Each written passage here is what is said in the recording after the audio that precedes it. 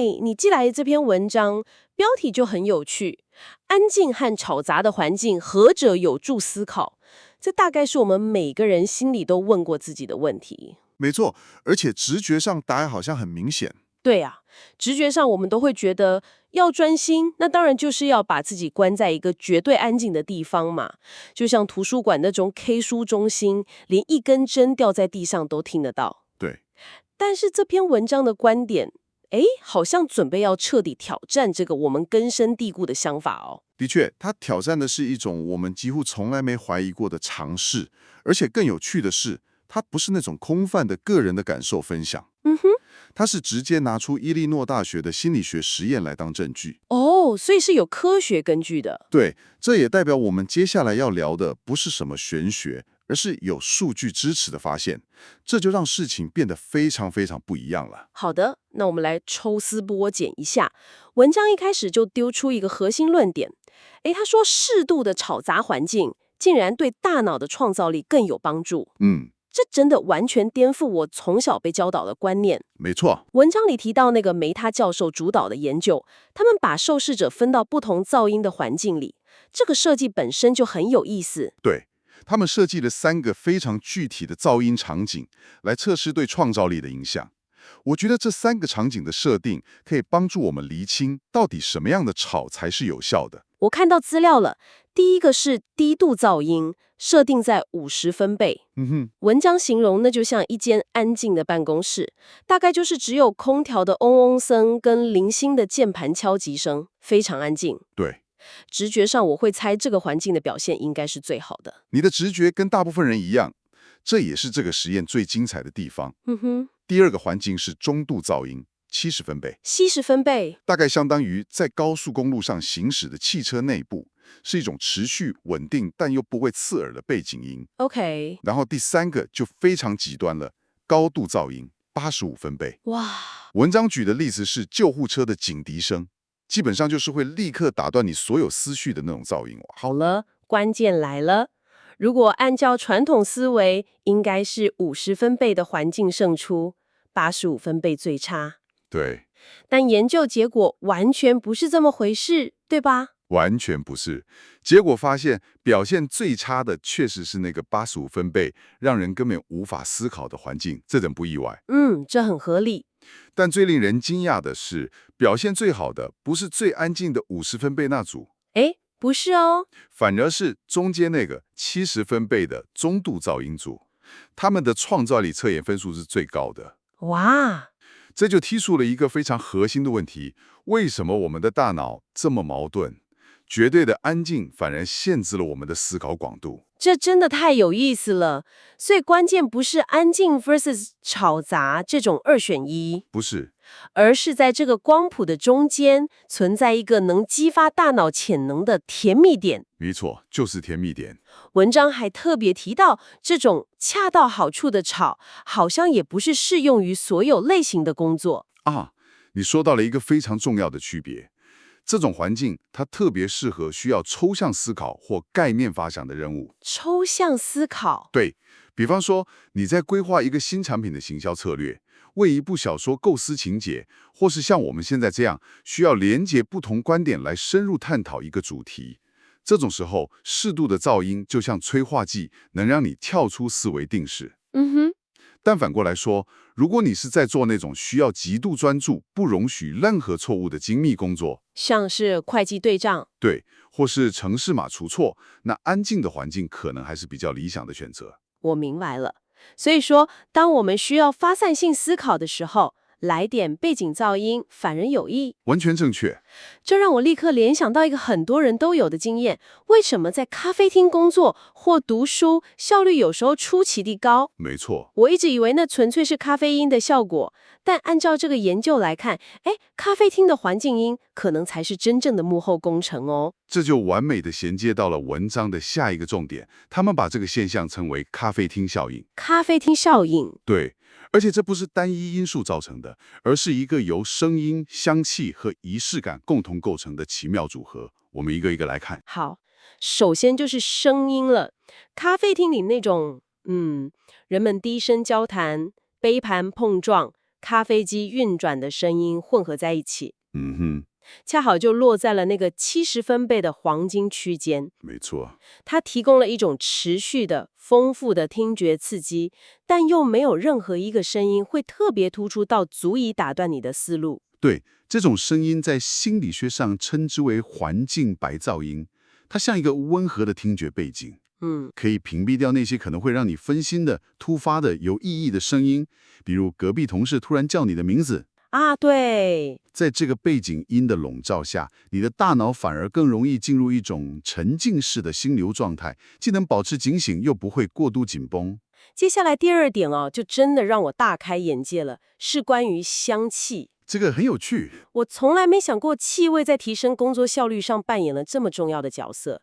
文章引用了首尔大学的一项研究，他们发现咖啡豆的香气竟然有生理上的作用。这项研究的细节非常值得玩味。他们对一群睡眠被剥夺的老鼠进行实验，在老鼠身上做实验。对，在极度疲劳的状态下，老鼠大脑中负责抑制压力反应的某些蛋白质会减少。但奇妙的是，当研究人员让这些精疲力尽的老鼠闻了咖啡豆的香气之后，怎么样？它们大脑中那部分的蛋白质竟然恢复了活性。哇，这就暗示着咖啡的香气不只是心理上的提升，它可能真的在分子层面上帮助我们的大脑修复疲劳、抵抗压力。所以这不只是闻到咖啡香就联想到工作这种心理暗示而已。不是，它有生理机制在运作。也就是说，就算你不喝咖啡，光是闻那个味道，你的大脑可能就已经在悄悄地充电了。没错，这也解释了为什么很多人走进咖啡厅，还没点单就感觉精神为之一振。对，如果我们把声音和香气这两个因素结合起来看，咖啡厅其实提供了一个理想的多感官视觉环境。你的听觉被温和的噪音包围，嗅觉被提神的香气占据，这两种感官输入让你的大脑保持在一个适度活跃的状态，既不容易感到无聊或疲乏，也不会因为刺激过度而分心。我想到我大学时期，期末考前图书馆根本找不到位子，我只好抱着笔电去学校旁边的连锁咖啡厅。很多人都有过的这种经验。一开始觉得完蛋了，这么吵怎么读书？结果没想到那几天的读书效率出奇地高。当时我只觉得是喝了好几杯美式咖啡的功劳，现在才明白原来那个吵杂的背景音和满室的咖啡香，可能才是我能专心念书的真正原因。你这个经验完美印证了文章提到的第三个关键理由。第三个嘛，就是惯例化的力量。惯例化。对，文章的说法是，当你反复在同一个特定地点进行同样的活动，久而久之，你的大脑就会在这两者之间建立起一个强烈的连结。这有点像心理学说的制约反应，对吧？完全正确。就像听到下课钟声会觉得肚子饿一样。就是典型的古典制约。你的大脑会学到，走进这家咖啡厅，坐到那个靠窗的位置，等于进入创造性工作模式。文章用了一个很棒的比喻，说这就像是为你的大脑安装一个干劲开关。干劲开关，这个比喻太贴切了。对啊，这个开关一旦建立起来，你就不再需要每天耗费大量的意志力去逼自己进入工作状态，环境本身就成了一个强大的启动器，自动帮你按下了那个开关。它绕过了所有内心的挣扎和拖延。但是这也让我想到一个很现实的问题。什么问题？我们讨论的咖啡厅有声音、有香气、有仪式感，但对很多人来说，这也代表每天要多花一杯咖啡的钱和通勤时间。的确。所以这些原理有没有办法在我们自己的家里或办公室实现？文章有给我们一些线索吗？有，这正是这篇文章最实用的部分。他强调重点不在于你是否真的在咖啡厅，重点在，而在于你是否理解了背后运作的原理，并将它们应用到自己的空间里。这完全是可以在家里复制的。听起来很棒。文章给的第一个建议，就是在居住空间中划分出一个专属的工作区。对，这不一定是一个独立的书房，可能只是一张特定的桌子，甚至只是客厅的一个角落。关键在于专属。专属。你要训练你的大脑，让它清楚地知道这个区域只有一个功能，就是工作。文章说，只要坐上这张椅子，面对这张桌子，大脑就进入创造模式。这就是把惯例化的原理搬回家。所以绝对不要在这张桌子上吃饭、看剧或滑手机。没错，保持这个空间的神圣性，就是在打造你个人的干净开关。然后是声音的部分，也就是复制那个70分贝的中度噪音。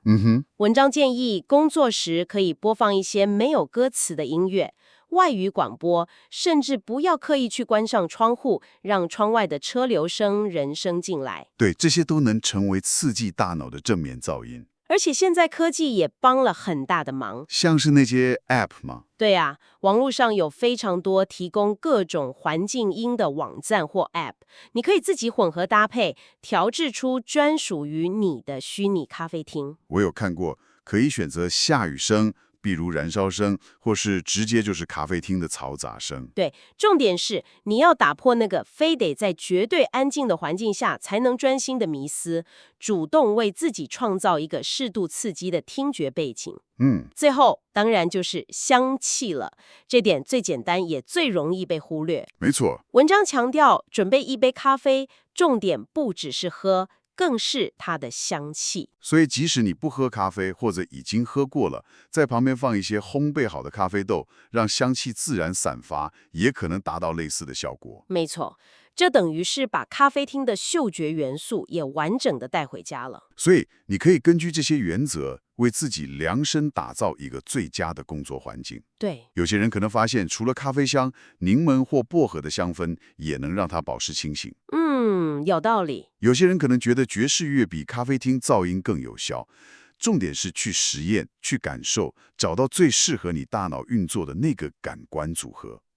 这整个过程就是从被动接受环境转变为主动设计自己的高效环境。所以今天我们从你提供的这篇文章中学到最重要的一课，或许就是别再把噪音或干扰当成敌人。没错，那个你一直以为会打断你思路的环境音，在适当的条件下，可能恰好是你激发创意所需要的最佳背景音乐。正是如此。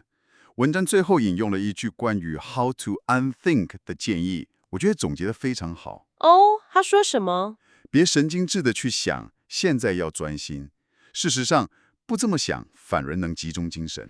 这听起来有点违反直觉，但仔细想想又很有道理，对吧？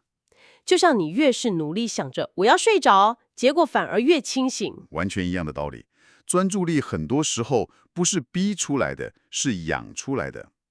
当你把力气花在打造一个能让专注力自然而然发生的环境上，而不是每天用意志力跟自己脑中的杂念对抗，你会发现一切都变得轻松许多。这是一种更聪明也更符合大脑天性的工作方式。把精力用在设计流程与环境，而不是单纯消耗意志力。哇，这是一个很强大的心态转变。没错。而这整篇文中的讨论，主要都聚焦在声音和气味这两种感官刺激上。对，这不禁让我思考一个更广泛的问题：除了这两者之外，还有没有其他中度的感官输入，也能对我们的创造力或专注力产生正面影响？这是一个很有趣的延伸思考。比如说视觉上的刺激，或许是某种特定的光线，不是手术室那样的惨白，也不是卧室那样的昏黄，而是一种温暖但明亮的自然光。又或者触觉上的刺激，一张能让你保持端正坐姿但又不会过于僵硬的椅子，它的材质或设计是否也能成为一种恰到好处的刺激？有可能诶。甚至是周遭人的动态，像是在一个共同工作空间里，虽然彼此不交谈，但眼角余光能看到其他人在专注工作，这种微妙的社会压力或同侪动力，会不会也是一种有效的刺激？你可以想一想，属于你自己的那个完美的70分贝高效环境，它看起来、感觉起来、闻起来会是什么样子？